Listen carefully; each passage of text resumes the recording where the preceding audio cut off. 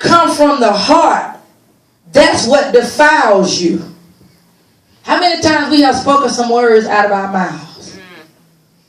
I hate you. I can't stand you. He said, but the words you speak, they come from the heart. That's what defiles you. Can I tell you a secret? You can be at a place where you hear where that enemy will put them words in your spirit. Somebody can be praying even negative things about you. And you can feel the negativity. Well, I just don't like Mr. Red Chair. You know Mr. Red Chair did that to you, but that's what you just feel. But you got to be able to discern to say, that's not right for me not to like that person for no reason. Because if we want to deal with the origin of the word, we got to be mature and say, you know what? Is that of God for me to feel the way that I feel about that person? Mr. Red Chair ain't did nothing to me. But why I don't like them? Why I can't stand them? Then I had the audacity, Mr. Red Chair step on my feet. I can't stand you. It came from out of my heart because, that was something that I was entertaining and I didn't break covenant with it and tell that devil, you's a liar. No, I'm not going to think about that about Mr. Red Chair because that's not of God. What am I saying? Sometimes we're entertaining thoughts that the enemy has sold to us throughout the night season. He don't sow hate. He don't sow anger. How many times you found yourself being angry for no reason? You woke up angry. You got up and said the day gonna be a bad day. Wasn't a bad day. Because that's what you spoke and that's what was in your mind. That's what you expected because that was the origin that was set on your mind. And we got to understand that the enemy, he's fighting with words. He's fighting with words every day. He's fighting with words when you go to sleep. He's fighting with words even when you sleep.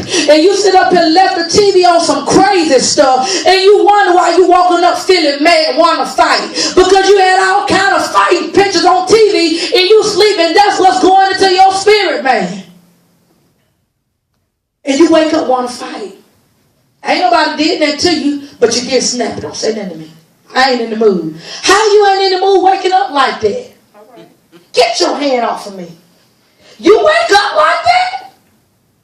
We got to discern that the origin of the enemy has set up some words. He has released something and deposited it into our spirit, man.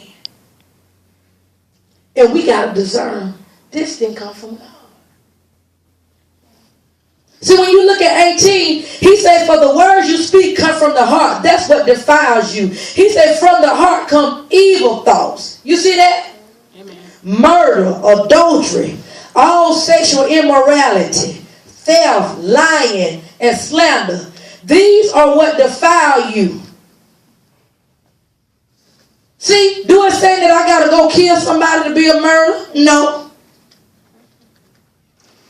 In order for me to be an adulteress, do I got to sleep with somebody? No, it could be all in my mind. God forbid.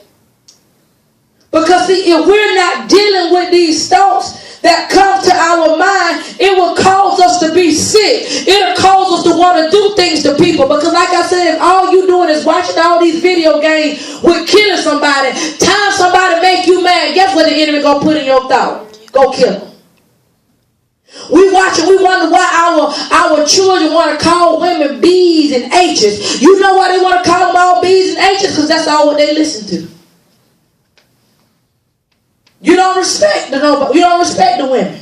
Because if you always listen to something that's always degrading the person, that's what you're coming into agreement with. And that's what you're putting in your spirit, man. And he said, that's what Holy Spirit says. We got to discern what's going on in our mind. He said, because I'm not pleased with the thoughts that you're thinking in church. I'm not pleased with the thoughts that you're thinking towards your children. I'm not pleased with the thoughts you're thinking about your pastor. I'm not pleased with the thoughts you're thinking about your boss lady. She say something else to me, I'm going to knock her head off. You the one a believer? Because he's showing me it's all in our thought process. We want to look at church like church is something for me to do just to say, well, I'm doing this to get on God's good side. But I don't want to deal with these crazy thoughts that I'm having.